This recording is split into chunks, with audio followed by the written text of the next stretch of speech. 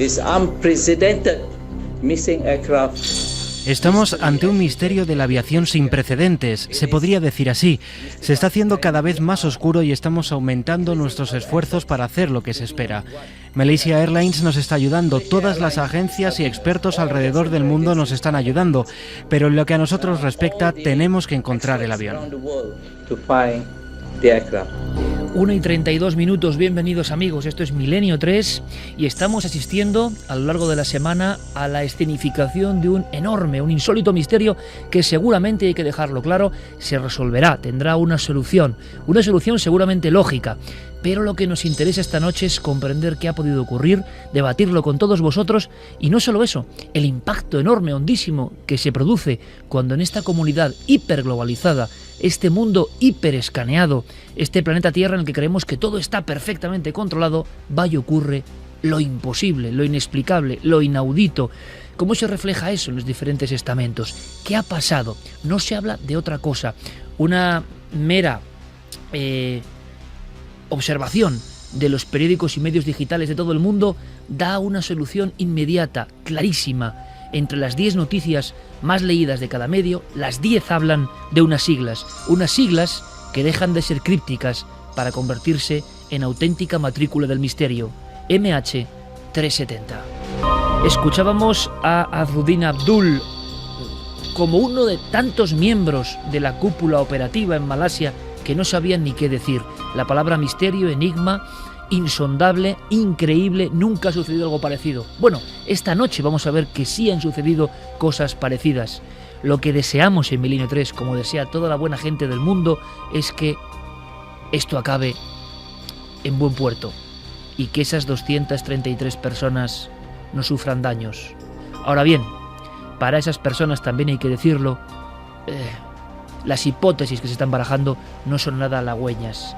A las 0:41 horas, hace una semana, prácticamente hace ahora exactamente una semana, entre Kuala Lumpur y Pekín, surgía este vuelo como uno más, como uno de los miles que toman aire en cualquier aeropuerto del planeta, con esa seguridad, con las cajas negras, los transpondedores, los sistemas de satélites, las balizas, es decir, el vuelo se ha convertido, dicen los expertos, en el medio más seguro. Y de pronto, lo inesperado. También como muestra, como señal, lo hemos hablado muchas veces en este programa, de que en este mundo controlado, sea universal o sea nuestra propia vida cotidiana, lo inesperado, queramos verlo o no, puede estar a la vuelta de la esquina o en mitad del aire.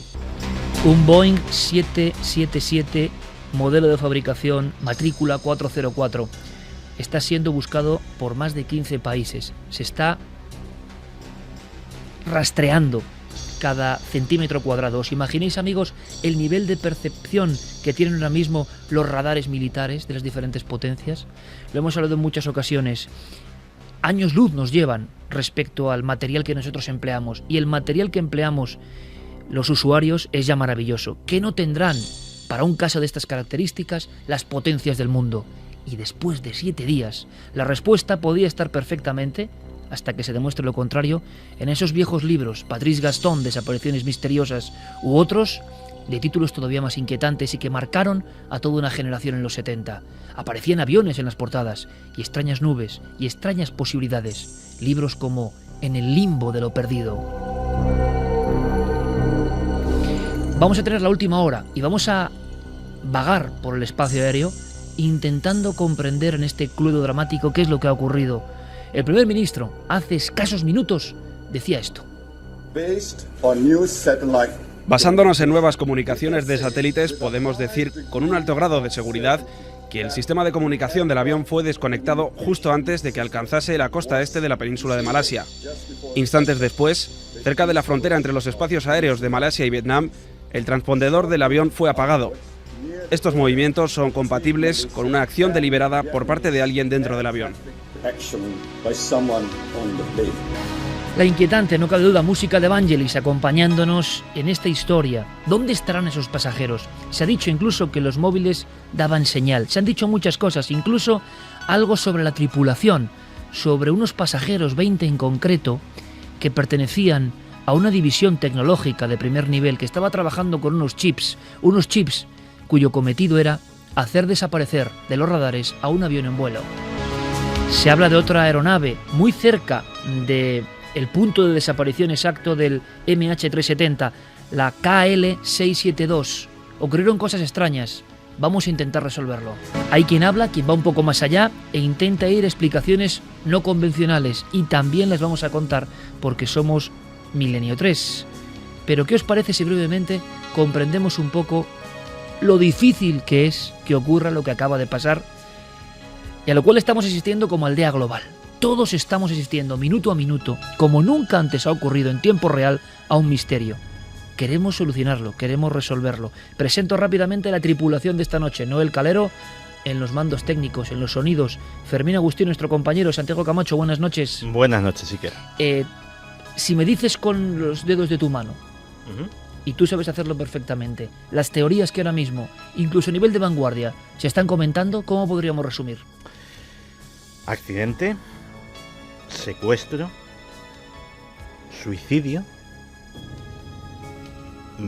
un accidente geofísico o natural de origen desconocido, y algo que no imaginemos, algo que ni siquiera nadie haya llegado a plantear.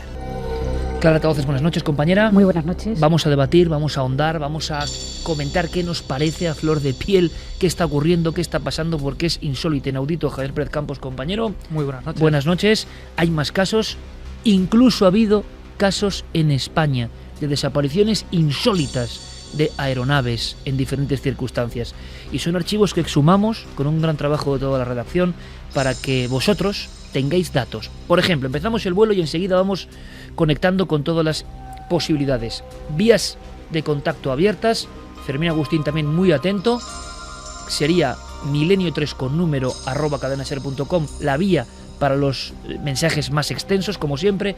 Y en las redes sociales, don Diego Marañón y Guillermo León, que ya tienen todo preparado. Ya sabéis, La Nave del Misterio en Twitter, en Facebook y en Google+. La Nave del Misterio, nuestro lugar oficial para estar en contacto en esta noche, en la cual cuántas personas han mirado al cielo con cierta angustia, pensando en el paradero, en esas personas que tienen hijos, en esas personas que tienen padres, que tenían un proyecto y que simplemente cogieron una aeronave que les llevaba a Pekín y se esfumaron, sin rastro.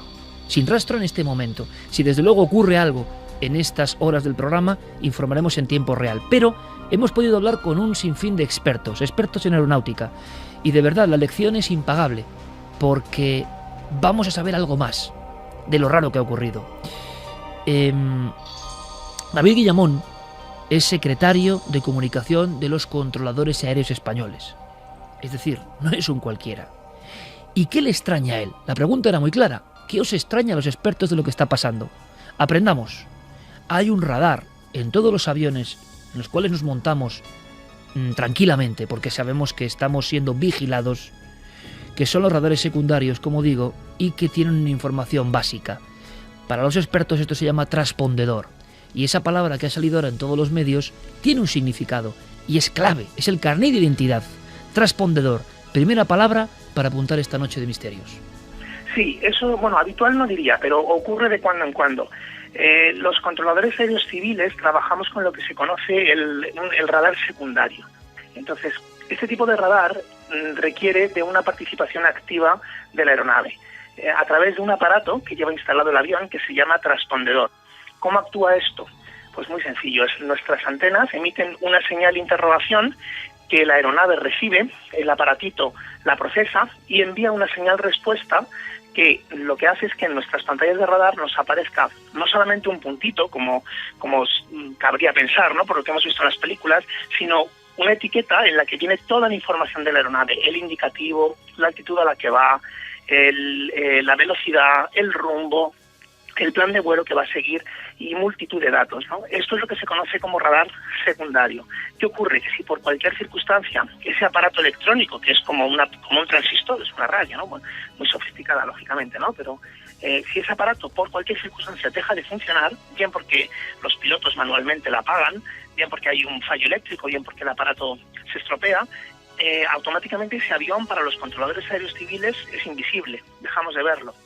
Esto a veces ocurre y entonces, como sabéis que los aviones llevan por seguridad prácticamente todos los sistemas duplicados e incluso triplicados, lo que suele ocurrir es que se le notifica al piloto.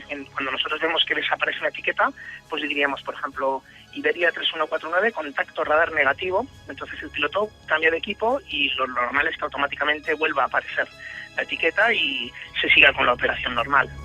Lo que ocurre prácticamente en el 100% de las oportunidades. Se sigue ante un mínimo fallo con ese segundo o tercer sistema de seguridad que salta automáticamente. No creamos que solo hay un sistema y que si se va al garete ese avión queda sin matrícula en el limbo de lo perdido.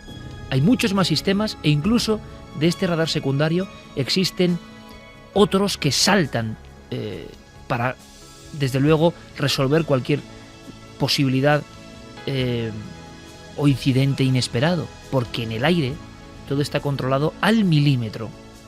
Hay un radar primario. Ya tenemos la idea gráfica en nuestra mente.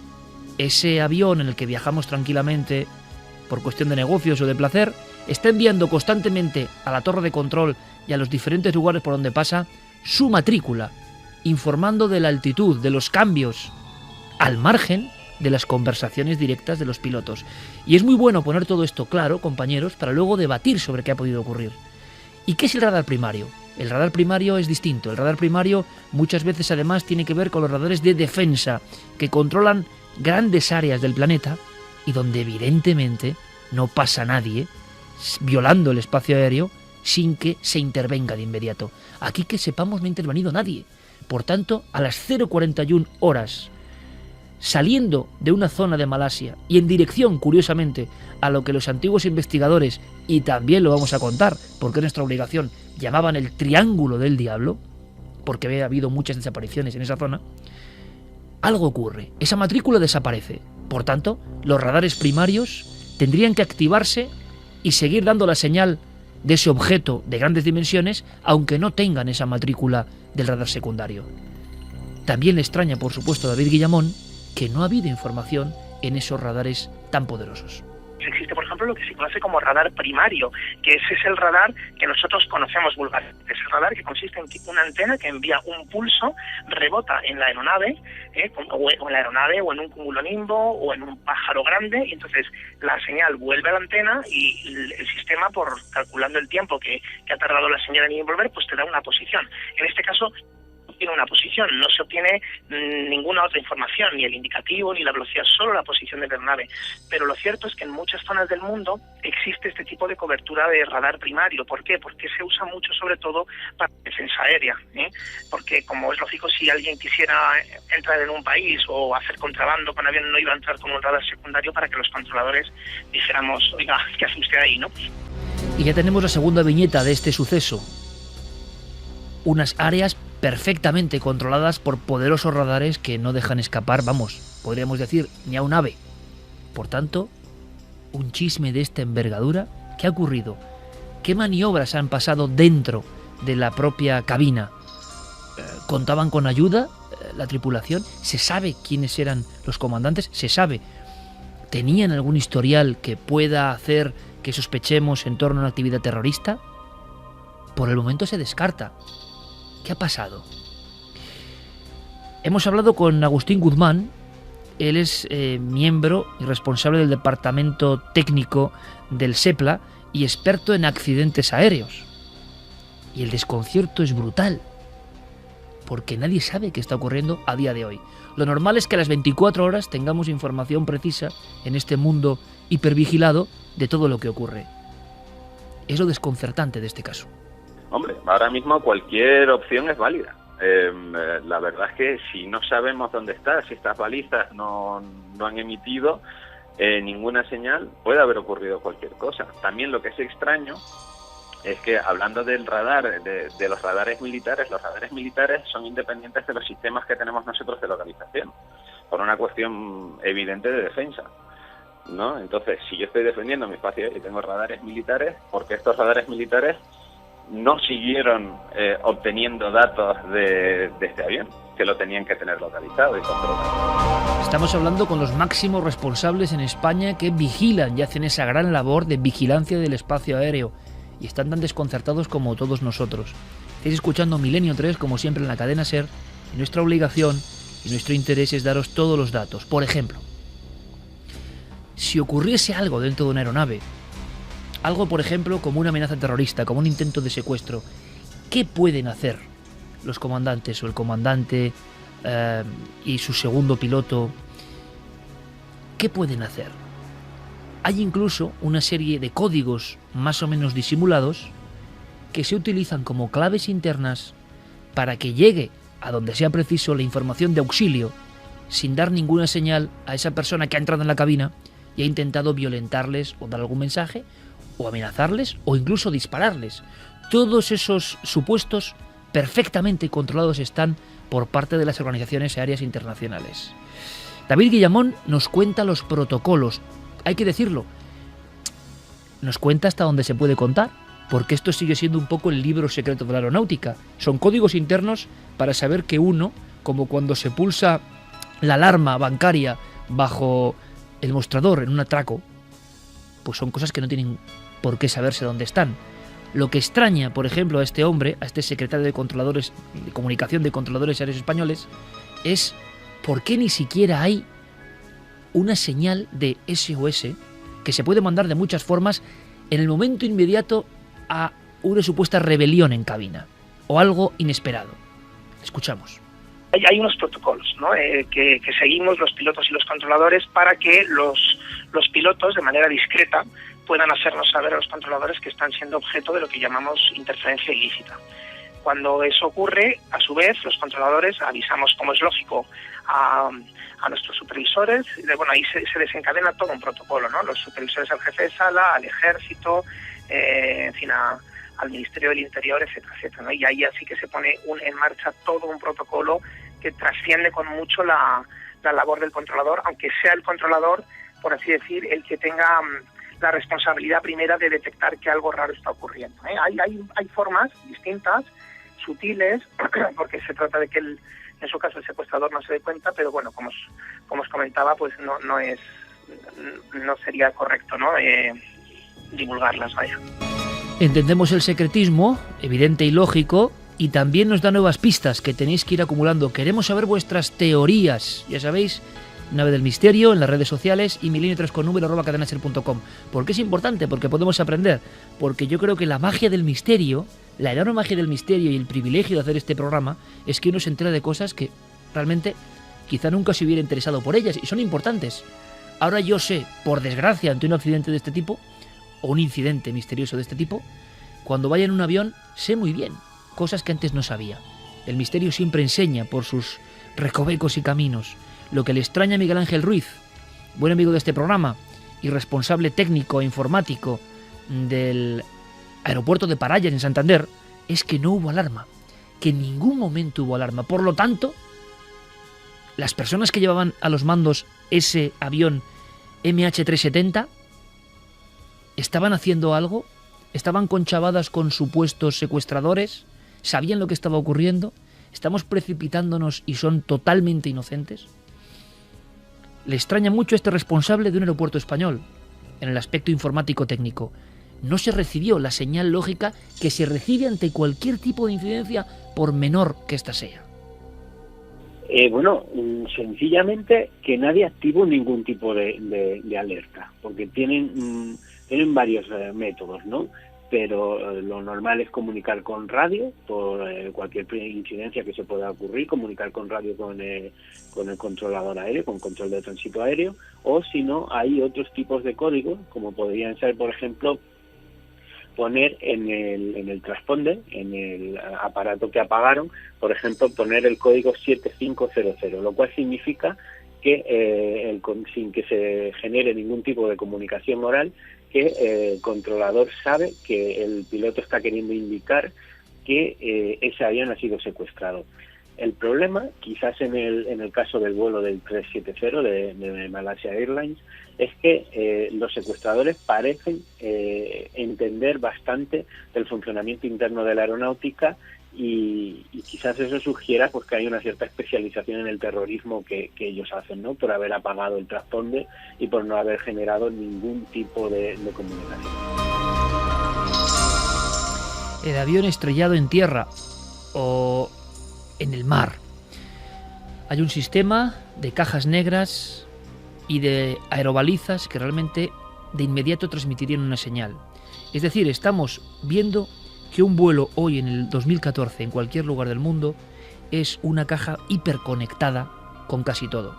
Y si faltaba algo, nos lo cuenta Agustín Guzmán, del Departamento Técnico y Experto en Accidentes del SEPLA, ni más ni menos, ya hay un sistema que llevan estos aviones, incluido el que ha desaparecido, de, vamos a llamarlo así, linkado absolutamente con diferentes satélites. Manda unos reportes que podemos llamar normales, es decir, pues igual depende cómo lo hayan programado, pero a la hora de vuelo les voy a mandar un informe de cómo van los parámetros de los motores o de presurización o del sistema eléctrico, lo que sea. Y por otro lado, en caso de que empiecen a fallar equipos, también va mandando esos reportes que indican que algún equipo dentro del avión está funcionando mal. Por lo tanto, la impresión que nos da con estos tres importantes investigadores del mundo del aeronáutico, porque es su trabajo y su oficio, y miles de vidas dependen de ellos en ocasiones, es que el avión tiene todo tipo de sistemas de seguridad. Por tanto, ¿qué ha pasado? ¿Qué ha ocurrido? ¿Cuáles son las posibilidades? ¿Qué pensáis vosotros? ¿Qué está ocurriendo? ¿Una semana? ¿Secuestro? Y entonces, ¿por qué no se ha reivindicado el secuestro, que es la primera acción lógica de un grupo terrorista? ¿Accidente? No hay ni un rastro, absolutamente nada, en 7 días. ¿Qué ha ocurrido? ¿Ha entrado en el espacio aéreo de otro país de forma clandestina? ¿Y los radares militares de ese país, sea el país que sea, que están asociados a las redes aéreas de tránsito mundial, no informan? ¿Y los radares militares no son los primeros en salir en vuelo para saber qué ocurre? Hay teorías tremendas que vamos a contar, por ejemplo, que eso esté en algún sitio detenido, preparándose para un nuevo vuelo con fines realmente terroríficos, para utilizarlo como un misil. Ha habido personas en Estados Unidos que han generado incluso gran pánico porque han hablado de esto. ¿Cuál es la última hora? 1:54 minutos, porque las noticias siguen en tiempo real. Diego Marañón, compañero, buenas noches. Hola Iker, buenas noches, ¿qué tal? ¿Podemos hacer crónica rápida para que tengamos todos los ases encima de la mesa del tapete? Sí, si te parece, repasamos las últimas 24 horas, porque se podría decir que es en ese tiempo en el que los acontecimientos de algún modo se han precipitado. Bueno, la CNN informaba ayer, por ejemplo, de que un satélite chino que participaba en las labores de búsqueda habría encontrado una posible área de choque en el mar. Utilizaban esas mismas palabras.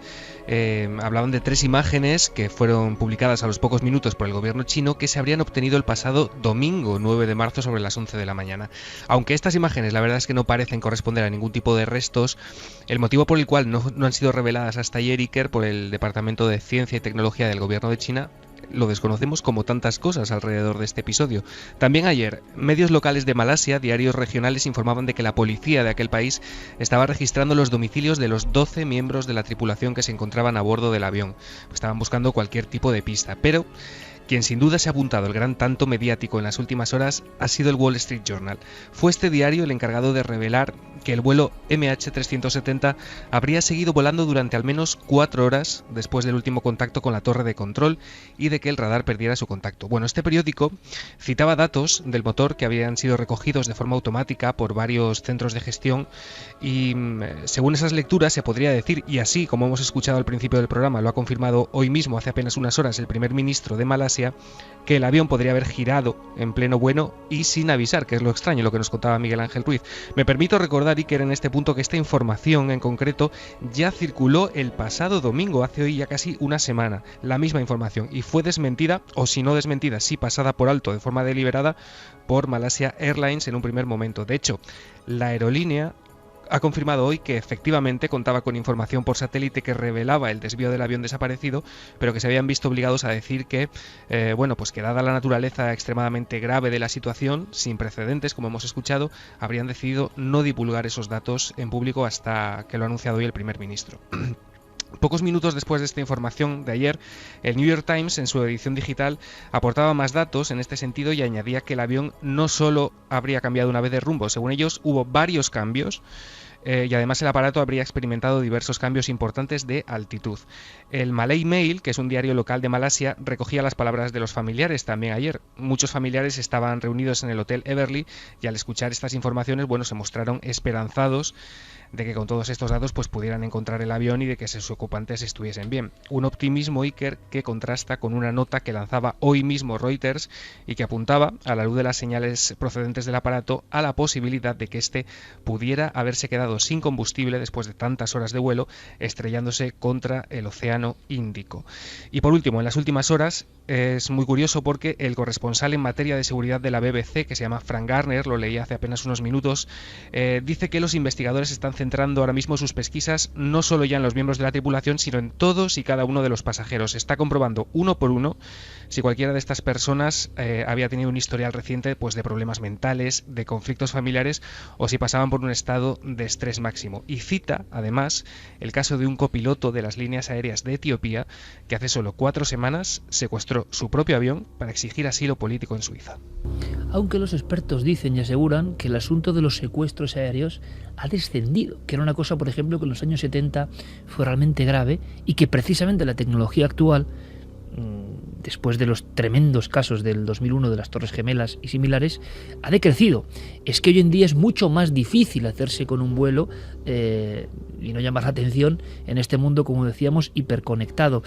Hablando de otras cosas, Diego, ha habido personas que han causado una gran alarma, como un viejo conocido del mundo del misterio, Whitley Strieber, por ejemplo, sí, que ha hablado, y claro, es que ahora la información y el público está muy sensible, porque además tiene que ver con una teoría que no es que mantenga Santiago Camacho, sino que es una que, bueno, es plausible, según él muy complicada, nos va a contar ahora, de utilizar ese avión como gran bomba. Sí, él lo publicaba hoy mismo en su blog. Y la teoría que ha alarmado a bastante gente es la que apunta a que ese avión podría haber aterrizado en una zona despoblada. Es muy complicado porque estamos hablando de un Boeing 777 que no es cualquier cosa. Pero bueno, Whitley Strieber dice que podría haber aterrizado y que los secuestradores podrían estar cargando ni más ni menos ese avión con una especie de bomba nuclear con el objetivo de dirigirla hacia una gran ciudad de Europa. Y que antes de nada quería comentar simplemente que sí que hubo una reivindicación de atentado, fue el pasado martes, aunque la verdad es que no se le ha hecho demasiado caso. Lo reivindicó un grupo terrorista chino, la Brigada de los Mártires. Ellos atribuyeron la responsabilidad de la desaparición del avión, pero las autoridades no le dieron demasiada credibilidad porque, en fin, ellos pensaron que esto solamente quería aumentar las tensiones étnicas en China. Sí, que a toro pasado, a veces cuando ocurre con los incidentes un poco misteriosos, alguien se sumaba al carro diciendo hemos sido nosotros, ¿no? Eso es. En cuanto a cuestiones, vamos a llamar quizá más folclóricas, bueno, lo que uno quiera, o más extrañas, o más estrambóticas incluso, no solo Whitley Strieber, ha salido a la palestra ni más ni menos que Uri Geller, diciendo que él se prestaba a informar en cuanto a visión remota, no sé qué ha acabado esto, la posición del avión, ¿no? Se ha salido rápidamente, pero como muestra un poco también, aunque es un asunto grave y muy serio, pero la sensación de que todo el mundo, da igual el lugar, la residencia, la condición, sea científico o sea paragnosta, como supuestamente es Uri Geller, todo el mundo se ha sentido como con ganas de colaborar a su forma. ¿Y qué ha dicho el señor Uri? Bueno, pues no ha dicho demasiado. Él lanzó esta propuesta a través de su cuenta de Twitter esta semana. Él decía que estaba interesado en tratar de ver a través de la visión remota dónde podría encontrarse ese avión. Instaba a los usuarios de Twitter a que también le ayudaran con sus intuiciones para ver si entre todos podían, de alguna manera vislumbrar el paradero del vuelo, y no se sabe mucho más. Desde Milenio 3 hemos tratado de ponernos en contacto con Uri, pero lamentablemente no ha sido posible. Escuchemos un momento al ingeniero Vicente Fuentes, amigo de las teorías de la conspiración, antes de pasar a teorías, porque esto es intrigante. Lo que viene a continuación ya entra dentro de lo intrigante. Hemos escuchado especialistas puros, duros, científicos de la aeronáutica, pero claro, a nivel del mundo de las posibilidades, todo está abierto. La caja de Pandora es inmensa. No recuerdo ningún caso que haya traído tanto la atención mundial en torno a un misterio como este. Que yo recuerde, ninguno. Vicente Fuentes habla precisamente de las personas que iban en el avión. Y yo quiero saber más de esto porque quiero saberlo todo en torno a este incidente. Una de las claves de todo esto, y que se empezará a hablar en los próximos días, será quién iba dentro de esos aviones. Bueno, pues ha aparecido una empresa que se llama Freescale Semiconductors, que ha expuesto que 20 ingenieros de esa empresa pues iban en ese avión. Claro, esto podría ser una anécdota si no fuera porque esos 20 ingenieros estaban inmersos en el desarrollo de los famosos chips RFID, que son los chips que se rumorea de diferentes foros internacionales, que son los que se quieren implantar en los seres humanos para monitorizar en el futuro todas las actividades. Estamos hablando, por supuesto, del nombre, apellidos, identificación, registros fiscales, es decir, los chips que están involucrados en lo que se puede llamar el control del nuevo orden mundial. 2 y 2 minutos, todos muy atentos. Estamos en este vuelo especial en la nave del misterio radiofónica. Santiago Camacho, ¿esto es cierto? Sí, es cierto. De hecho, la noticia ha salido también en el Wall Street Journal y en importantes periódicos económicos. Freescale es una empresa muy importante. De hecho, ahora mismo encima de esta mesa debe haber varios chips fabricados por Freescale. Están en automóviles, están en tabletas, en ordenadores, en teléfonos móviles. Es una de las empresas de construcción de chips más importantes del mundo. Tienen su sede en Austin, en Texas, y trabajan para el sector civil, entre muchas otras cosas, pues desarrollando nuevas tecnologías, como la que muy bien ha dicho Vicente Fuentes, esos chips de localización mediante radiación electromagnética que se meten subcutáneamente y son, por ejemplo, los que llevan nuestras mascotas. Es decir, esos aparatitos con los que el veterinario puede sacar el historial médico de la mascota sin tener que teclear nada en el ordenador, o si se nos pierde el perro, pues nos pueden llamar a nuestra casa y decir que lo han encontrado, pues también los desarrollaban ellos. A lo que se refiere Vicente, además, es a los proyectos futuros de empezar a implantar esos chips, que hay varios, para llevar el historial sanitario, para llevar la tarjeta de crédito dentro de uno mismo. Todo esto desde el punto de vista más conspiranoico es visto con muchísima reticencia, porque claro, se ve como un inicio de una especie de control absoluto y orwelliano de toda la población mundial. Pero hay otra cosa mucho más inquietante con respecto a esta empresa. Ellos también trabajan para proyectos militares. Una de las cosas en las que se rumorea que anda Freescale trabajando para el ejército norteamericano es precisamente proyectos de invisibilidad electromagnética. Es decir, proyectos que se meterían en cazas invisibles, en bombarderos invisibles, que aparte de esos recubrimientos que son básicamente una pintura repelente del radar, hablando en términos llanos, pues tendrían un sistema, proveerían a esos aviones de un sistema activo que también serviría para repeler la detección electromagnética. Claro, es que justo es lo que le ha sucedido a este avión en cierto modo, es decir, estaba y de repente ya no está. Como casualidad, la verdad es que es notable. Abramos aquí la caja de Pandora. Diego, estamos en conexión porque me gustaría saber las opiniones de todo el equipo y de todos los oyentes, evidentemente, que vayan llegando ya a nuestras líneas de comunicación. Por aquí, lo lógico es pensar, navaja de Ockham pura y dura, que tendrá que ser algún tipo de secuestro, cuestión lógica. Ha ganado puntos la teoría del secuestro. Pero si uno ve los datos de cómo se ha producido, y repetimos, por eso era toda la introducción, cómo está el mundo, es muy difícil que haya un agujero negro para actuar en un mundo hipervigilado. Santi tiene una teoría que a ver si puede contar brevemente, sí, que ha llegado a la redacción y nos ha dejado a todos blancos con esa teoría, y me gustaría ver si la compartís y desde luego podemos opinar libremente. A mí, fíjate que hay una nueva idea que se me ha venido a la cabeza justamente cuando iniciábamos el programa, y es que leyendo entre líneas, al que hemos oído hablar al principio del programa es al primer ministro de Malasia, Najib Razak. El primer ministro. Cuando se trata de un accidente aéreo, lo normal, por mucha repercusión mediática que tenga, es que sea el ministro de Transportes, el responsable de seguridad aérea, etcétera, etcétera, el que haga este tipo de declaraciones. Que un primer ministro, que un brazo director de una nación soberana se ponga a dar este tipo de explicaciones, a mí me recuerda cuando el primer ministro japonés empezó a dar explicaciones sobre Fukushima y dije, esto sí que es realmente grave.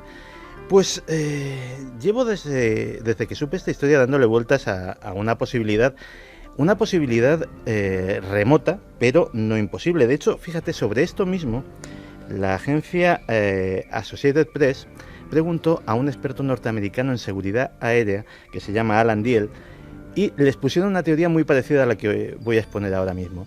Y dijo, caramba, es muy muy difícil, pero no es imposible. La historia sería que un grupo de secuestradores, en connivencia probablemente con uno o varios miembros de la tripulación, tomaran el poder del avión. Según datos también de las agencias norteamericanas, tienen sus fuentes, los transpondedores, que eran varios, es decir, varios sistemas de comunicación, no se fueron súbitamente, como suele suceder si hay un fallo genérico del sistema o si directamente el avión se viene abajo, sino que fueron apagados uno a uno, en una clara sucesión, de una forma absolutamente... Eso es lo que les hace decir que fue deliberado. Si hubiera sido un fallo del sistema, de repente se pierden todas las comunicaciones en bloque y bueno, no hay más que hablar. Esas personas pueden tomar el avión, personas con un enorme conocimiento aeronáutico, algunos de esos sistemas ni siquiera está en la cabina. Es decir, hay que saber muy bien dónde buscar, no se trata de tocar botoncitos en la consola del piloto, sino que hay algunos que no están, algunos ni siquiera están accesibles, como precisamente los de los motores, que están dentro de los motores y se ponen en contacto con el satélite para dar su chequeo. Gracias a eso hemos sabido que, a pesar de que lo negaba sistemáticamente el gobierno de Malasia, efectivamente ese avión estaba en vuelo 4 horas después de su desaparición en los radares. El objetivo de secuestrar ese avión de esa manera tan escurridiza, digámoslo así, pues no sería ni matar al pasaje ni reivindicar nada, sería hacerse con el aparato. Hacerse con el aparato, aterrizarlo, que ya es difícil. Claro, ¿dónde? Un 777 necesita una pista de 1,5 kilómetros, 1,5 kilómetros de largo. Si el piloto es realmente bueno, realmente excepcional, con 1 kilómetro a lo mejor le vale. Pero eso ya es casi un aterrizaje de emergencia y en condiciones muy peligrosas. ¿Hay pistas clandestinas de ese estilo? Parece ser que en el Pacífico quedan aeródromos abandonados de la Segunda Guerra Mundial que se utilizaban para bombardeos y que un equipo podría remozarlos, reasfaltarlos, etcétera, etcétera. O sea, ya la teoría que me estás contando, sí. está trabajando un montón de gente durante meses o años. Vamos a ver, si esto es una operación terrorista de algún tipo, esto no es un comando de 4 personas en plan Torres Gemelas, no. O sea, estamos hablando de gente muy preparada, de gente a muy gran escala y posiblemente en connivencia con algún gobierno. Porque, como muy bien has dicho, es muy difícil penetrar el espacio aéreo de un Estado soberano. En 1983, un vuelo, un 747 de Korean Airlines, sencillamente el piloto se despistó de su ruta aérea, entró en el espacio aéreo de la Unión Soviética y fue derribado fulminantemente. Y murieron 260 y tantas personas. Es decir, esas cosas han sucedido. Cuando alguien le vio el error de ese piloto costó la vida a 200 y pico personas. Y el exceso de celo de la seguridad aérea soviética. Sí, pero claro, la Unión Soviética en aquella época. Efectivamente, en plena Guerra Fría les entra un avión de un porte considerable en su espacio aéreo y no se lo piensan 2 veces. Primero disparan y luego preguntan. Pues ya te digo, la operación es difícil, pero el objetivo es el premio gordo. El premio gordo es tener un avión comercial que no existe a tu disposición. Un avión comercial al que le puedes manipular el transpondedor, cambiarle la matrícula, digámoslo así, hacerlo pasar por otro vuelo. Si tienes más cómplices en más sitios, incluso manipulando los planes de vuelo y dándole un plan de vuelo falso, y llevarlo cargado de lo que quieras al centro de cualquier gran ciudad. Un 777 tiene una carga útil de 100 toneladas. Simplemente, Whitney Strieber decía una bomba atómica. 100 toneladas de explosivo convencional a bordo de un avión en el centro de una gran ciudad es el caos absoluto, es lo más parecido a la explosión de una bomba atómica. En todo esto, Santi, podemos sonsacar o extraer que, desde luego, ¿se ha ocurrido algo de esto? La suerte de las 233 personas de ese vuelo parece muy negra, ¿no? Por desgracia. Pues hombre, todo esto que parece sacado de la mente de un archivillano del cómic o de una película de James Bond, evidentemente en una operación de ese estilo no se dejarían testigos de ningún tipo. Y la verdad es que yo mismo me pregunto si esto es posible. O sea, porque efectivamente a nivel teórico, fíjate que a los pocos años del 11S, creo que corría el 2004,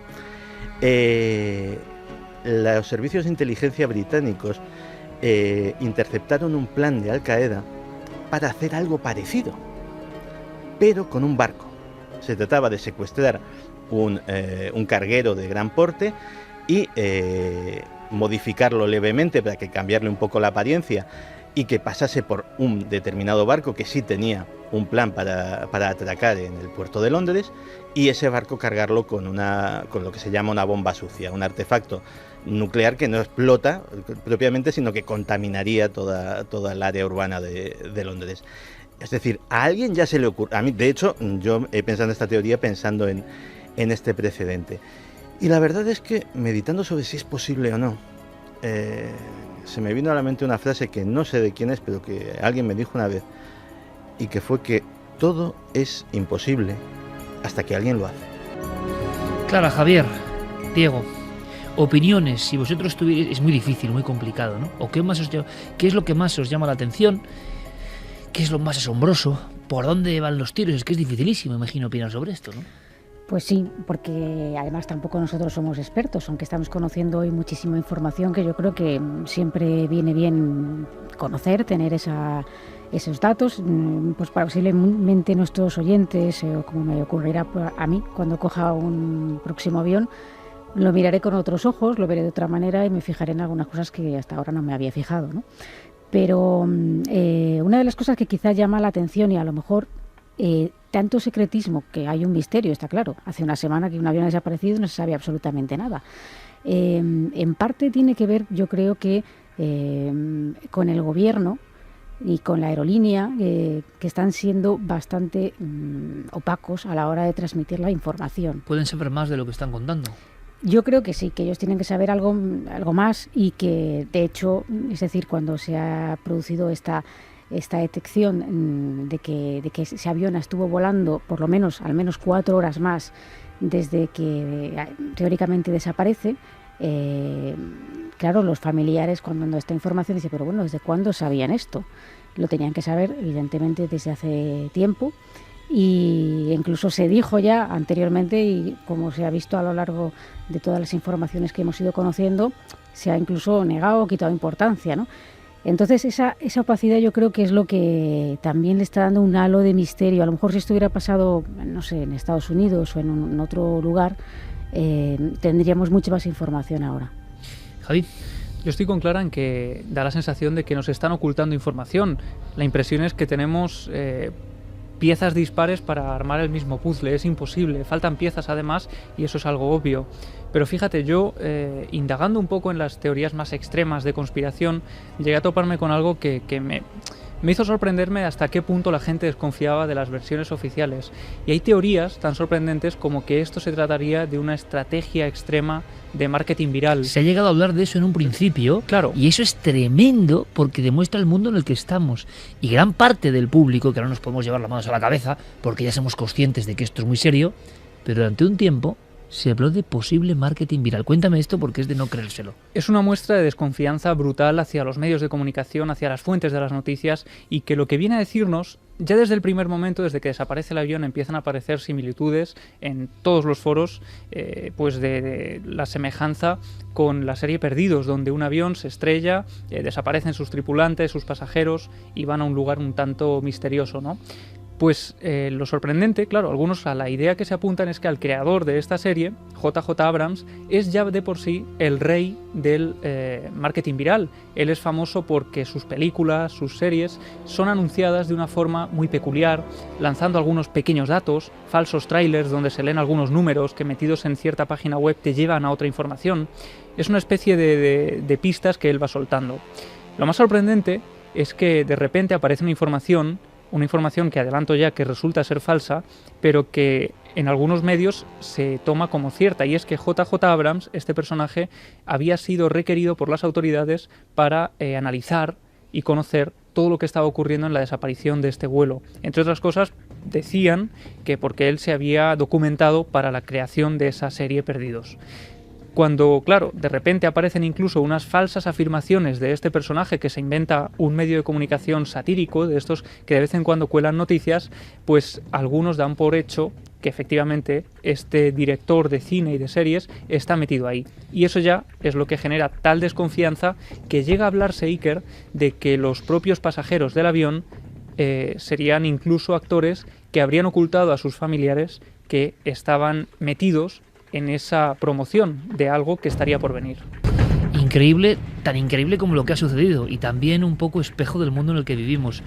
Hay más datos que pueden sorprender. Ahora escuchamos la teoría posibilidad de Diego Marañón, pero siendo un poco más arriesgados, escuchemos algunas teorías, por supuesto no convencionales, y que es difícil que escuchéis en un lugar que no sea Milenio 3, pero que ya están recorriendo el mundo. Y cuidado, con millones de adeptos, que por cierto, ahora se informan más en Internet que en los medios convencionales, porque esa división del mundo, aunque evidentemente los dueños de los medios convencionales o incluso quienes trabajamos en los medios convencionales no queremos darnos cuenta o nos damos cuenta a medias, esa revolución ya ha ocurrido. Las personas están indagando por sí mismas, acudiendo a fuentes de información que a veces no son nada rigurosas y componiendo en su propia casa y en su propia mente su propio puzzle, no escuchando el telediario, entre comillas, por decirlo de alguna manera, y bueno, creyéndose todo de pe a pa. El mundo ha cambiado mucho incluso desde el 2001 y hay todo tipo de teorías. Vayamos rápidamente con algunas de ellas. Cosas misteriosas justo antes del accidente y en ese triángulo del dragón o vértice del triángulo del dragón que luego comentaremos. Lo dice Vicente Fuentes. El Ministerio de Defensa de Malasia ha observado un avistamiento, una señal de satélite no identificada a las 8:14 horas, hora local de Malasia, que no lo han podido relacionar con ese avión, con lo cual tenemos como un posible avistamiento de un objeto volador no identificado en radar.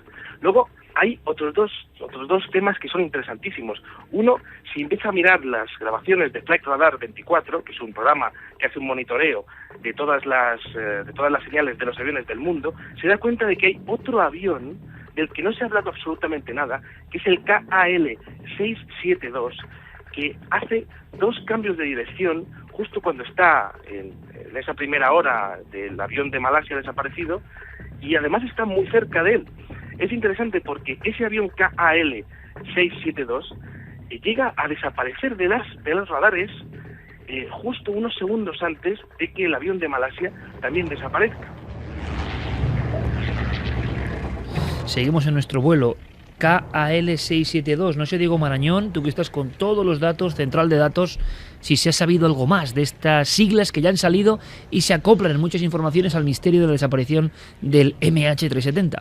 Bueno, ese avión existe, el vídeo que mencionaba Vicente Fuentes está dando vueltas en internet, pero ha salido a la palestra Michael Robertson, que es el CEO de Flight Radar 24, explicando que ese eco extraño, esos movimientos vagos de ese avión se deben precisamente a un error de los datos que recibe Flight Radar. Dice que pueden ser paquetes de datos corruptos y que generan errores como el que se ve en el vídeo. Dice que cualquier error por ejemplo, en la longitud o en las coordenadas de cualquier avión genera esos errores que a la vista, en su representación gráfica en la pantalla, pues parecen muchísimo más grandes.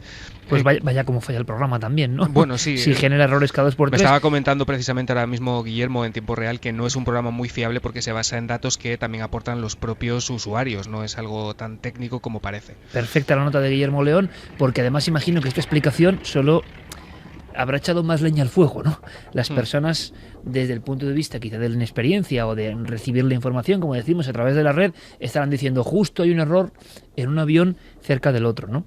Escuchemos a Enrique de Vicente con una teoría que no vamos a escuchar en ningún sitio, seguro, y que va en otra dirección, y que es curiosa, y que puede encajar con otra que ha comentado Santiago Camacho, muy de película, una muerte súbita de todo el pasaje. Muerte súbita de todo el pasaje. Pero escuchemos primero a Enrique de Vicente. En mi opinión, esas anomalías electromagnéticas podrían haber sido provocadas por las tormentas solares y cósmicas anómalas a las que viene sometida la Tierra últimamente. Los expertos del Sol nos dicen que una tormenta solar intensa y geoefectiva podría llegar a provocar graves perturbaciones en el instrumental de los aviones e incluso hacerles que caigan, pero van a decir de inmediato que no ha habido ninguna tormenta con tal potencial, ni mucho menos. Sin embargo, es muy poco lo que sabemos sobre el alcance de las tormentas solares y cósmicas, y aún menos sobre las posibles distorsiones dimensionales a las que, en mi opinión, estamos siendo sometidos últimamente. Puede parecer una especulación gratuita, pero últimamente están ocurriendo cosas muy anómalas. Voy a poner un solo ejemplo ocurrido en los últimos días de la semana. incidentes de los que se ha hecho eco la prensa, un verdadero récord de accidentes aéreos por causas muy diversas y del que yo no recuerdo que haya habido precedente. Por limitarnos a la tarde del jueves 13, tenemos, por un lado, que un avión que viajaba de Filadelfia a Florida explotaron sus llantas, parece ser, cuando estaba despegando y estuvo apuntado en un accidente grave. Ese mismo día, otro avión de la línea aérea Air India, que viajaba desde Londres a Bombay, consiguió evitar por poco estrellarse con otra aeronave que le pasó muy cerca por un error en el centro de control. Ese mismo día hubo un accidente de avión que aún no está esclarecido en el este del Reino Unido, que costó la vida a 4 ocupantes, incluido el hombre más rico de Irlanda del Norte.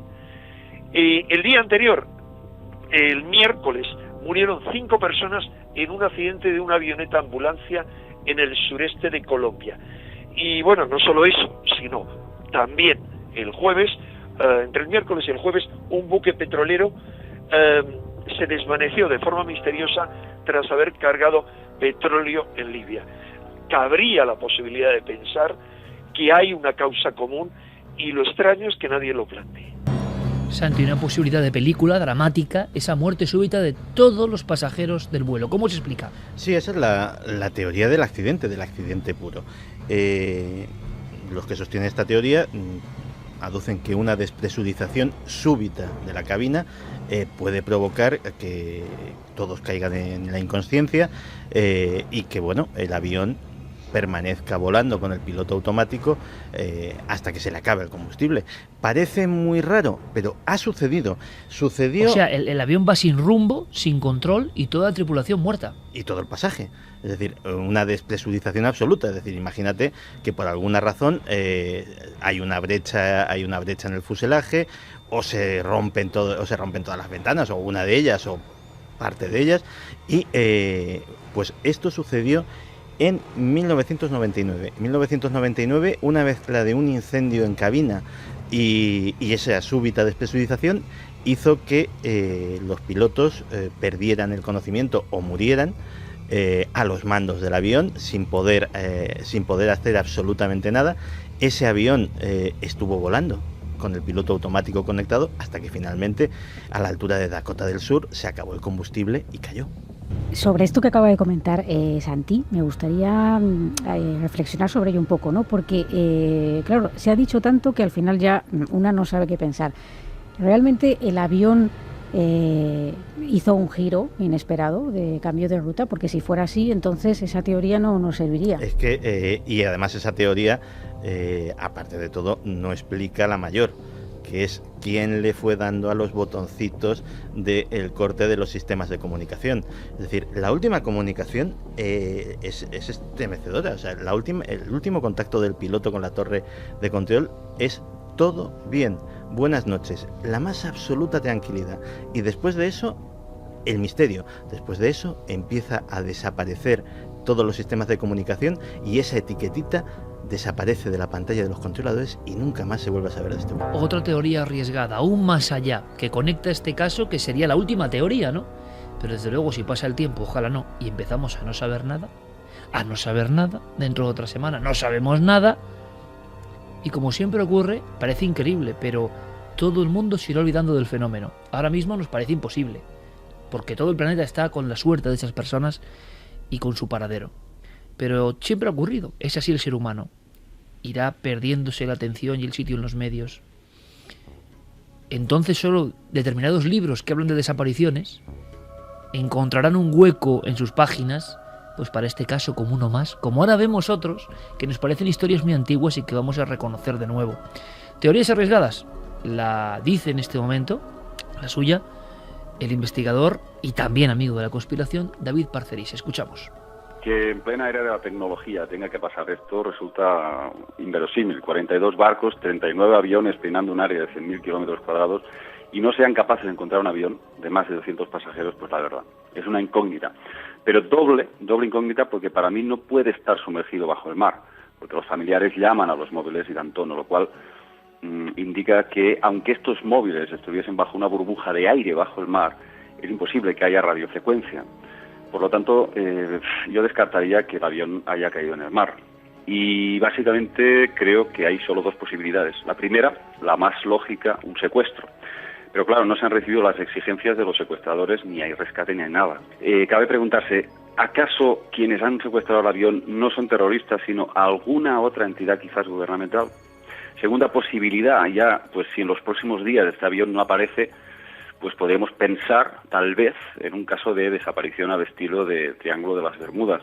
O sea, una entrada en lo que se denominaría una falla de tiempo, o portal, que se crearía bajo una zona de gran electromagnetismo. Aquí las posibilidades a nivel cuántico son infinitas. Entonces, bueno, también es probable que nos vayan a dar una explicación totalmente alejada de la realidad y el avión aparezca. Pero, eso sí, no sabemos si con los tripulantes dentro. Y es que mucha atención porque ha habido vuelos que han aparecido enteros sin tripulantes. Y eso ya es una imagen, desde luego, perturbadora. Diego Marañón, compañero, se ha hablado mucho, y tú has podido hablar con Félix Redondo, un experto en informática y en cuestión de telecomunicaciones. Se ha hablado mucho del tema de los móviles. Sí. Ha generado ríos de tinta y yo no sé muy bien con qué carta quedarme ahora a las 2:28. No sé al final qué ha pasado con este asunto de las llamadas que daban señal. Sí, como dices, hablábamos con Félix Redondo, que es ingeniero de telecomunicaciones, y él nos contaba que el hecho de que esos móviles dieran tono no significaba ni que esos móviles tuvieran cobertura, ni que estuvieran disponibles, ni siquiera que tuviesen que estar encendidos necesariamente. Félix decía que el móvil, para comunicarse de un móvil a otro, se utilizan una especie de antenas terrestres o estaciones base, y que esos tonos podrían ser la interpretación o el sonido que el móvil da mientras intenta comunicarse, pero eso no significa que al otro lado esté sonando ese teléfono. La opción de que esos móviles estén sonando, Iker, se debilita un poco si tenemos en cuenta que incluso ayer mismo había quien decía que estaba llamando a un familiar y que ese móvil estaba dando tono, simplemente por una cuestión de batería. Prácticamente después de 7 días u 8 días es prácticamente imposible que eso sea así. También se ha hablado de que algunos móviles aparecían conectados a sistemas de mensajería instantánea, parecidos a algunos muy populares que utilizamos en España, y eso sí que Félix lo veía un poquito más raro, que esos móviles apareciesen así conectados y realmente pues no estaban operativos. Fermín, vamos con una primera andanada de mensajes, de teorías, ¿no? Aunque sea casi en titulares, de qué opina nuestro querido público, La Nave del Misterio, en las redes sociales siempre, y milenio3@cadenasel.com.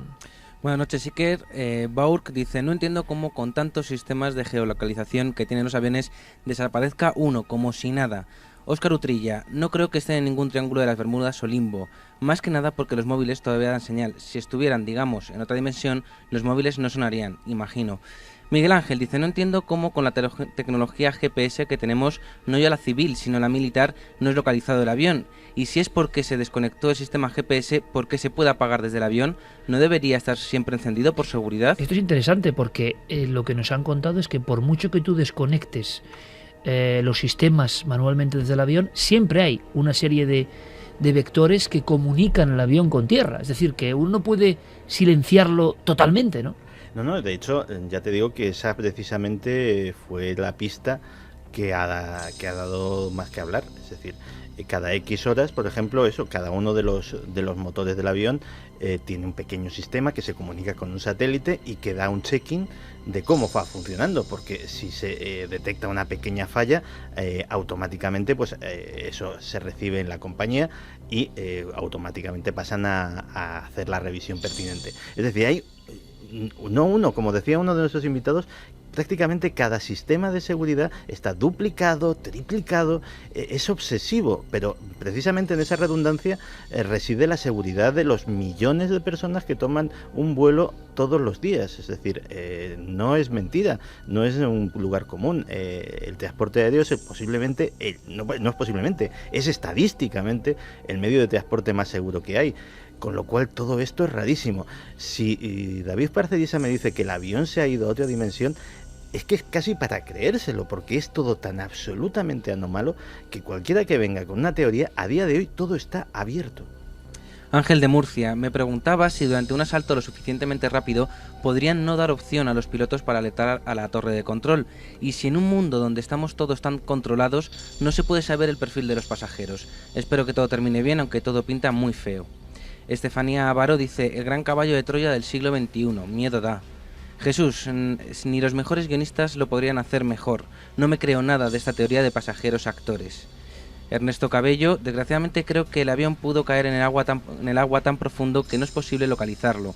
Ojalá me equivoque y sigan vivas las 233 personas. Interesante esto también, Fermín, en el aspecto de que, bueno, un accidente en el agua da la impresión por otros accidentes, compañeros, que siempre salen a flote materiales, trozos, manchas de aceite, combustible, o sea que siempre se logra una pista, ¿no? Que el avión se hunda intacto es muy complicado, sobre todo si ha sido un choque violento. Claro. Si ha sido un aterrizaje de emergencia es todo lo contrario, porque lo más normal es que queden supervivientes, que haya botes, etcétera, etcétera. Y que se haya informado de todo el proceso. Claro, ahora bien, estamos hablando de un aparato que le haya pasado lo que le haya pasado, tenía combustible para 8 horas. Combustible para 8 horas, si cogemos un mapa, le da para estar en un radio tal que desde Malasia llega hasta Pakistán, cubre toda la India, cubre toda China, cubre toda Mongolia, cubre la mitad de Japón, cubre toda Australia y cubre prácticamente todo el Océano Índico. Vete tú a buscar algo ahí. Es decir, es una extensión enorme, es un cuarto del planeta, como si dijésemos, y puede estar en cualquier sitio de toda esa área. Samboy Paranormal dice: todo este tema del avión desaparecido me da muy mala espina. Aquí ha pasado algo que no quieren que sepamos.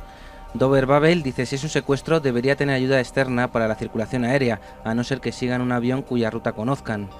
Marcela dice: mi hipótesis, han usado un arma nuclear o desconocida para nosotros, para demoler el avión y que no quede ningún rastro ni explosión. Es otra de las teorías de la pura conspiración, Santiago, que se habla de algún tipo de arma desconocida, se ha dicho, se ha mencionado, suena ficción total, pero también se ha dicho. Sí, de hecho lo he leído yo en algún foro, precisamente relacionado con lo de los ingenieros de Free Sky, que decían, bueno, todo esto es un complot, la típica eliminación de científicos, etcétera, etcétera, sin mayor fundamento. Es decir, que te dicen, pues sí, han utilizado un arma de pulso electromagnético y por eso las cajas negras también están inutilizadas y tal. Pues vale, pues te digo como lo de otra dimensión. Pues vale, es que a día de hoy es todo es especulación, porque no hay nada sólido a lo que agarres en este caso, que es una de las cosas maravillosas que tiene. Maravillosas y dramáticas, sí, también. Un avión entero, la carcasa de ese avión y sin un solo tripulante. ¿Ha ocurrido en alguna ocasión, Javi? Sí, es algo que además inquieta, porque es un tipo de fenómeno que ha ocurrido más a menudo de lo que uno podría esperar.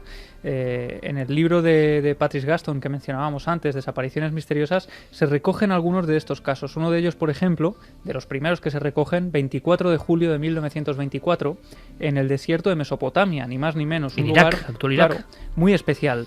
Allí desaparece un avión de pequeñas dimensiones, casi una avioneta, con el piloto Walter Day y el oficial piloto Dee Stewart. El avión se da por perdido durante varias horas, las autoridades de Irak salen en su búsqueda y finalmente, en una zona muy concreta del desierto, en un paraje recóndito, encuentran el avión como si estuviera allí aparcado. Descienden, se acercan al lugar y lo que les sorprende en un primer momento es que el avión está en perfectas condiciones. No solo eso, sino que sería capaz de continuar volando. No había sufrido ningún rasguño, no había rastros de ningún accidente, ningún golpe. Pero lo que más les inquieta cuando llegan allí las autoridades es que descubren que a lo largo de unos 36 metros sobre la arena aparecen unas huellas. Las huellas de dos pies diferentes intuyen las huellas de estas dos personas, de estos dos pilotos que han desaparecido. Pero lo que inquieta, más que el accidente en sí, es que esas huellas de repente dejan de estar en la arena. Hay un momento en el que se ven 4 huellas sobre la arena y nada más, como si literalmente se hubieran desvanecido en la nada. ¿Ha habido más casos de tripulaciones desaparecidas, que aparezca el aparato y ni rastro? Sí, de hecho, los fíjate, pasajeros? uno de los más recientes, el 31 de octubre del año 99, a escasos... ¿Año 99? Año 99. A escasos kilómetros del aeropuerto JFK en Nueva York, desaparece un Boeing 767. Durante varias horas no se tiene noticia de dónde puede estar. Salen en su búsqueda una vez más las autoridades y de repente lo encuentran en mitad del mar, encuentran los restos de ese Boeing flotando, descubren también la caja negra, pero no hay ni rastro de todos los tripulantes. Y lo más tremendo es que las últimas palabras que se recogen en la torre de control del piloto son: me confío a Dios. Y hay casos en España. Esto os va a sorprender mucho porque se dan listas de casos, desapariciones más o menos clásicas, pero y en nuestro país hemos tenido la mala suerte de algún caso ya de estos que solo se recogen en los libros de misterio, que pasan de la primera plana y de las frases de los expertos en aeronáutica como ahora, a quedarse poco a poco en ese limbo de lo perdido que solo se recoge en las viejas páginas de viejos libros. Diego Marañón, yo no sé si a lo largo de estos minutos estáis junto a Guillermo en las redes sociales minuto a minuto cribando la información. Yo no sé si a estas horas puedes dar tu teoría, yo sé que es muy complicado, o puedes darnos alguna novedad de todo lo que está surgiendo en torno a este avión, porque además con los cambios horarios la actividad allí puede ser frenética, ¿no? Bueno, novedades no crees que hay demasiadas, porque bueno, ya hemos visto que la política de información, de liberación de información, pues es bastante a cuentagotas. Yo, a raíz de lo que comentaba Santi a lo largo del programa, de esa posibilidad de que se esté utilizando pues para llenarlo de lo que sea y dirigirlo hacia una gran ciudad. Hombre, sí es cierto que esa infraestructura es complicadísima, más con un avión de este tamaño, que es, como decía Santi, prácticamente imposible hasta el momento, nunca se ha hecho, pero la amenaza existe y de hecho tampoco se ha comentado en exceso en los medios que una semana antes de que el avión desapareciera, la línea aérea taiwanesa China Airlines recibió amenazas de ataques terroristas inminentes en el aeropuerto de Pekín. De estas amenazas se informó a las autoridades chinas.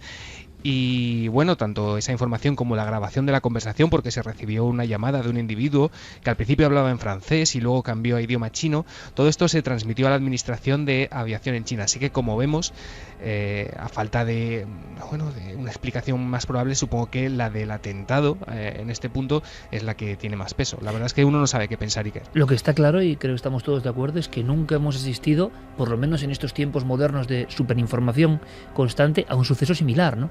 Todos los secuestros de aviones, todas las circunstancias de atentados con aviones han sido completamente diferentes, ¿no? Este misterio de 7 días sin saber uno dónde está en el planeta Tierra, pues hombre, hay una cosa en la que todo el mundo coincide, todos los expertos consultados y todas las familias de la gente que viajaba en el avión, y es que el gobierno de Malasia está ocultando información, sabe bastante más de lo que está diciendo. Mira, digo, a ese respecto además hay una noticia que es muy rarita.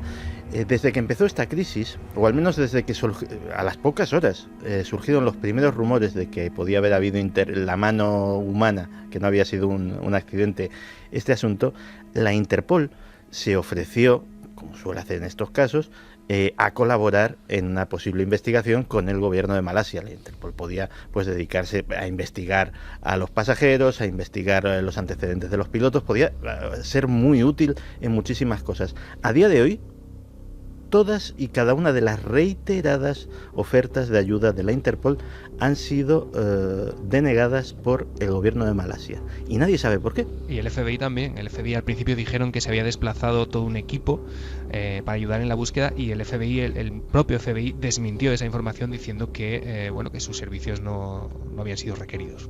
Desde luego que el triángulo más célebre viene desde esos libros añejos que estábamos comentando, mezclándolo con la información de ultimísima hora. El triángulo más célebre es el de las Bermudas, ¿no?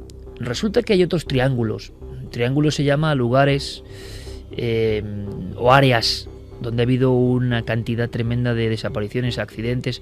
Pocos hay extremos, ¿no? Donde no se vuelve a saber nada. Ocurre igual que en las desapariciones de personas. El investigador español Antonio Rivera tiene una obra clásica, Los 12 Triángulos de la Muerte, y hay otras. Aquí se habla, en esta zona, por lo menos en uno de los vértices de esta zona, si no viene que decir que no es el epicentro, ¿no? O la zona central de ese triángulo, se habla del Triángulo del Diablo. ¿Por qué? ¿Qué otros casos ha habido? Nos habla sobre esto, aunque sea brevemente, el investigador, experto además últimamente en cuestiones aeronáuticas y en misterios aeronáuticos, José Luis Hernández Garbi. ¿Ha habido algún caso que hizo correr muchos ríos de tinta, pero en una época sin internet, una época sin expectación mundial?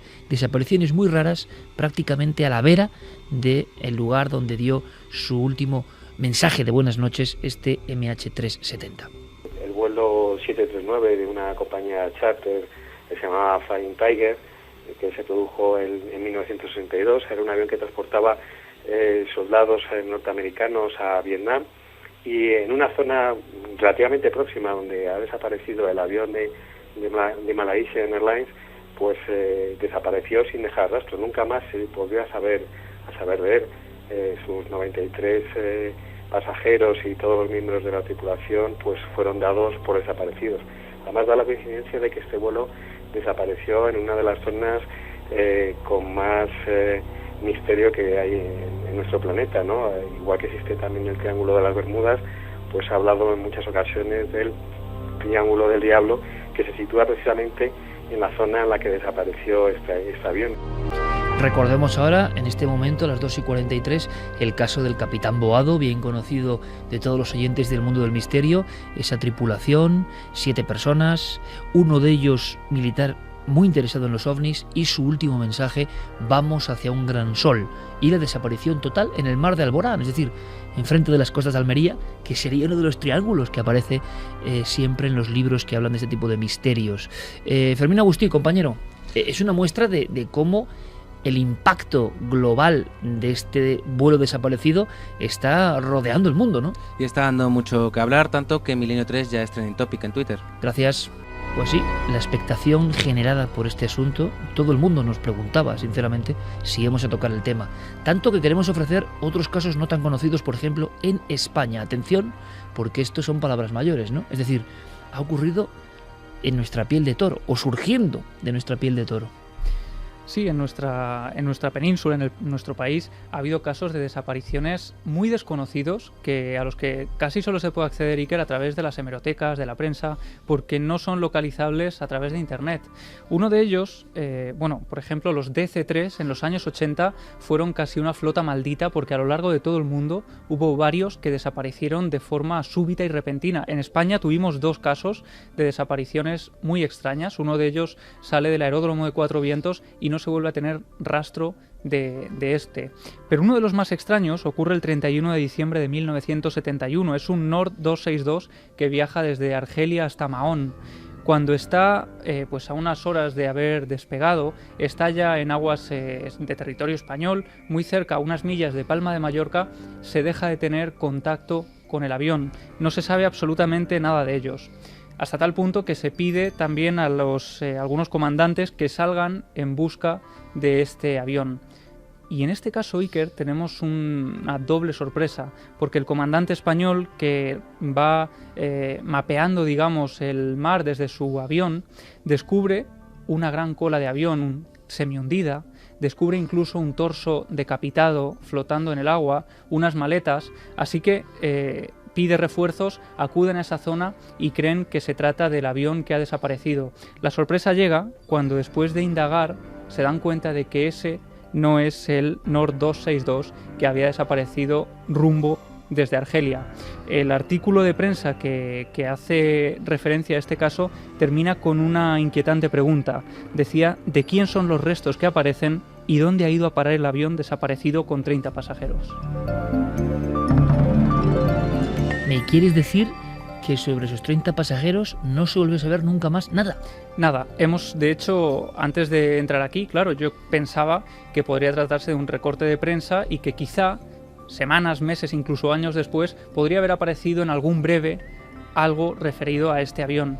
Yo he entrado en una página web muy importante donde aparecen registrados casi todos los aviones que se han perdido. Aparece, de hecho, este Nord 262, aparece la fecha, aparecen esos 30 pasajeros, entre los que se encontraba un equipo de fútbol de Argelia, y finalmente, el último párrafo, donde dice estado, la palabra dice desaparecido. Un equipo de fútbol argelino desapareció en aquel vuelo entre Argelia y Mahón. Eso es, y que llegaban a Mahón a pasar la Nochevieja, el primer día del año, que tenían cerrado incluso un partido de fútbol con un equipo local de Mahón y que no acuden a su cita porque, de hecho, hasta día de hoy no se ha encontrado ni rastro de ellos. Quizá todo esto, estos casos que recuperamos ahora, son la muestra de que lo imposible puede ocurrir. Lo decíamos en la redacción, Santiago, hablando de otros temas, y es que lo inesperado o el horror, en ocasiones, y lo decíamos así, puede estar a tu vera o aguardando. Esto suena muy dramático, y estamos acostumbrados a vivir en una burbuja donde todo esto es imposible, hasta que ocurre, claro. Sí, a veces aparecen. Me estaba acordando del famoso caso de Stendek, el vuelo del Stardust, que desapareció en 1947 y tardó 50 años en saberse algo de su destino, y aparecieron tímidamente pues unos pocos restos a los pies de un glaciar en Argentina. 50 años preguntándose dónde había ido a parar ese avión, y ese avión todavía deja un enigma. Ese avión, el último mensaje que transmitió antes de perderse durante esos 50 años, de dormir ese sueño enorme, fue repetidamente Stendek, y nadie ha conseguido dar una traducción a esa palabra. ¿Creéis, y es una pregunta que hago global, y es una cuestión, por supuesto, personal, y ojalá tengamos noticias recientes? A mí me extraña mucho, de verdad, que al 7º día no tengamos ni una pista. Yo pensaba que a los 2 o 3 días, iban a surgir ya los primeros datos. ¿Qué habrá pasado con esa tripulación? Y esto ya es cuestión de especulación, entre nosotros. ¿Qué creéis que puede haber pasado? ¿Qué estará pasando con esas personas? ¿En qué estado se pueden encontrar esas personas? Una semana después. Es que en ninguna de las teorías, que es lo malo, me caben esas personas, ¿no? Que es lo triste. No tengo ni idea, pero fíjate que todo lo que estamos hablando esta noche me lleva a una reflexión un poco funesta, ¿no? Y es: qué tremendo mundo en el que vivimos, que el que no volviera a aparecer jamás, que no volviéramos a saber nunca de ese avión, no es ni mucho menos la peor de las posibilidades que caben. Eso da mucho que pensar sobre en qué clase de mundo vivimos actualmente. Yo no tengo ni idea de lo que ha podido pasar con ese pasaje, con los tripulantes, ni con el avión, y espero que pronto tengamos alguna noticia, ahora que parece que se ha difundido un poco esta teoría de un posible secuestro. Yo creo que sí que puede ser perfectamente algo así. Un secuestro, claro, en el que no se han pedido ningún tipo de peticiones, no se ha intentado intercambiar rehenes por no sé qué. Es que no suena a secuestro convencional, ¿no? Que es lo más asombroso. No, pero cuando alguien secuestra a 200 y pico personas, quiere intercambiar algo con ellas, quiere hacer algo con ellas. Sí, y además sabríamos algo más, pero quizás algo que se fue de las manos, imaginemos por un momento, y de repente aquello que parecía se iniciaba como un secuestro acabó en una tragedia. Lo que pasa es que tampoco cuadra con por qué no sabemos dónde está ese avión. O la otra posibilidad, que es igualmente funesta, que es que cuando alguien secuestra a un aparato de estas características, algo quiere. O quiere a las personas, o podría ser en este caso, o lo que quiere es el aparato. Y en ese caso, tristemente, las personas me temo que le sobrarían.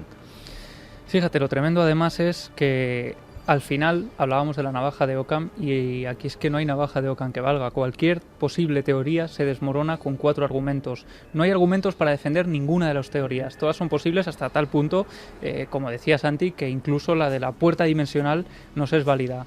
Pero hasta Patrice Gaston, en los años 70, en ese libro Desapariciones misteriosas, denunciaba más bien de cómo a lo largo de los cientos, miles de casos que él había estudiado de desapariciones súbitas, repentinas, de aviones o de buques, siempre había 2 posibles causas que eran las que cerraban finalmente el misterio, y eran secuestro o accidente en el mar. Casualmente son las mismas que han salido en este caso. Ojalá el destino de este avión no sea el de los que aparecen en este libro. Diego, a nivel de las víctimas, ¿qué se está diciendo? ¿Qué se está comentando? ¿Cuáles son las hipótesis ya a nivel humano que se están manejando en los diferentes medios y en las propias fuentes de información de Malasia? Decías que había como una especie de alegría repentina a los 6 días, se dice pronto, cuando se dan algunos datos, ¿no? Pero también es un país muy especial. Sí. Se ha hablado incluso de chamanes, como suena, intentando ayudar, es decir, la magia local, la creencia en el mal fario, en la mala suerte, en los espectros, todo eso también, y como es lógico pensarlo, se ha desatado, ¿no? Sí, se ha hablado del chamán, el chamán ha aparecido en el aeropuerto, con todo su aparataje, también intentando saber algo de ese avión. La verdad, Iker, que esa esperanza que tienen los familiares a raíz de la noticia, que inclina la balanza a favor del secuestro, se mezcla también con eso que te comentaba antes de la indignación ante el convencimiento, ante la seguridad de que la aerolínea y el gobierno de Malasia está ocultando información. Pero fíjate, es muy raro que no sepamos nada, porque han estado involucrados en la búsqueda durante toda una semana 13 países, se han utilizado 57 barcos, 48 aviones, la NASA se ha unido a la búsqueda, es decir, la NASA ha cedido datos recogidos por algunos de sus satélites más potentes, e incluso Digital Globe, que es una empresa que se dedica a tomar imágenes por satélite, pues ha distribuido imágenes entre los usuarios, y hasta 2 millones de usuarios en todo el mundo han estado rastreando píxel a píxel. O sea, personas están buscando desde sus hogares en una especie de proyecto SETI, efectivamente, sí, cuadradito, cuadradito del mar, vigilando a ver si ven algo. Efectivamente, y no hay ni rastro, es extrañísimo. Había muchos libros, Charles Berlitz y tantos otros, que hablaban de sin rastro. Nosotros tenemos que dejar aquí esta historia porque tampoco podemos añadir nada más. Hemos aprendido algo del mundo de la aeronáutica, que es un mundo a la vanguardia de la ingeniería de nuestro planeta. Por tanto, nos sorprende mucho más que alguien desaparezca, no sé, en un autobús, en una carretera perdida, y que no haya ni rastro. También es difícil, ¿eh? Desaparecer, volatilizarse es muy difícil. Yo soy uno de esos niños, porque intento seguir siendo niño, pero el mismo libro que yo pude reeditar en su día en una colección hace ya más de una década, ese libro me puso los pelos de punta, porque cuando se leía Desapariciones misteriosas, había casos como el de Charles Bowden y tantos otros, que iba con sus padres, un niño, daban la vuelta a una esquina, unos setos, una idílica llanura en el Reino Unido, y de pronto el niño ya no estaba, ¿no? Y era una planicie, y ya no estaba. Y era uno de tantos casos que luego acababan pues en estos informes. O la célebre historia de Oliver Larch, que es una de las que ponía los pelos de punta, y se siguen contando, y se sigue, la sensación que uno tiene es de pelos de punta, sigue siendo así, sigue estando viva.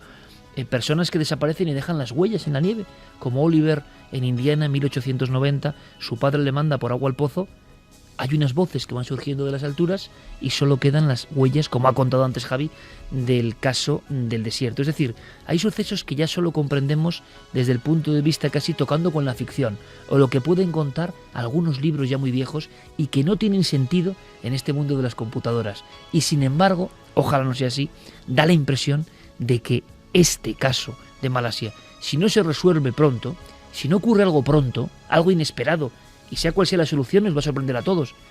Acabarán en uno de esos libros, si es que siguen existiendo los libros dentro de un tiempo, comentándolo como un caso más, ¿no? Pero cuánto dramatismo, cuánto misterio, cuánto enigma, ¿qué habrá pasado dentro de ese avión? Las posibilidades, una vez más, son infinitas. Lo que sí estamos viendo es que ninguna ficción, ningún guión, ningún marketing viral, como decía Javier Pérez Campos, supera algo como lo cotidiano. ¿Quién iba a suponer que esto iba a ocurrir? Se cuenta, y yo no sé si es verdad, Diego, es la última información que podemos dar, que hubo varios pasajeros. Son esas informaciones que luego surgen siempre como coletazos de misterio, que repentinamente, por lo menos 5, embarcaron el equipaje, pero no quisieron subir al avión. ¿Se sabe algo de eso, Diego? ¿Se ha informado más? Sí, sobre todo se ha hecho muy famoso uno de ellos, un ejecutivo de IBM, que la misma noche que desapareció el avión estaba cenando con su mujer en un restaurante en Houston y la alerta de una aplicación de noticias en su móvil saltó, informando de la desaparición de un avión en esa ruta. Y su mujer le dijo: juraría que es la ruta que tú tenías que coger si no hubieras cambiado de opinión a última hora. Y él dijo: no solamente es esa ruta, es el vuelo exacto que yo tenía que coger. Diego, compañero, gracias por todo el trabajo, por toda la información, y nos quedamos pues casi como al principio, con el único bálsamo de que hemos aprendido algo más de la aviación, de la aeronáutica, de la seguridad en vuelo, pero comprendiendo, quizá como resumen, que todos los expertos de primer nivel, en este caso, no hay ningún tipo de duda, hablan de auténtico misterio y que ojalá se resuelva. Ojalá. Y a ver, la verdad es que hay que temerse lo peor, porque incluso ya la búsqueda por mar en el mar meridional de China hoy mismo se suspendía. Así que ojalá que haya suerte y se encuentren en algún sitio, pero la verdad es que no pinta muy bien. Gracias por todo el trabajo, Diego Marañón, compañero. Un placer. Si hay más datos, por supuesto, a lo largo de la hora que queda, los iremos dando, porque estamos todos, pues eso, como radares humanos, ¿no? Yo os invito a todos a que sigáis en conexión con la nave, nunca mejor dicho, radiofónica, que ha hecho un vuelo por encima del misterio. El misterio asombroso, y nos queda mucho por contar. Ahora las noticias con nuestros compañeros.